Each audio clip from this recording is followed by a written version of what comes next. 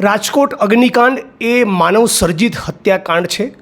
ભારતીય જનતા પાર્ટીના ભ્રષ્ટ નેતાઓ અને એમના ચહિતા અધિકારીઓની મિલીભગતના કારણે સર્જાયેલો એક એવો હત્યાકાંડ જેમાં 12 માસૂમ ભૂલકાઓ અને 30થી વધારે લોકો હોમાયા છતાં નોન કરપ્ટ અધિકારી જોડે આ સરકાર તપાસ કરાવવા માગતી નથી. મતલબ કે મોરબી કાંડ અને તક્ષશિલા કાંડની જેમ આ સરકાર ઈચ્છે છે કે આ કેસમાં પણ કુલડીમાં ઘોડ ભગાય. એક ગુજરાતના જવાબદાર નાગરિક તરીકે આપ સૌને અપીલ કરું છું કે આવો આ ઘટનાની માસિક પુણ્યતિથિ 25 જૂનના રોજ રાજકોટ બંધના કોલમાં મોટી સંખ્યામાં જોડાય. પીડિત પરિવારોએ સડક પર ઉતરી હાથ જોડીને મને તમને સમગ્ર રાજકોટ અને ગુજરાતને અપીલ કરી છે.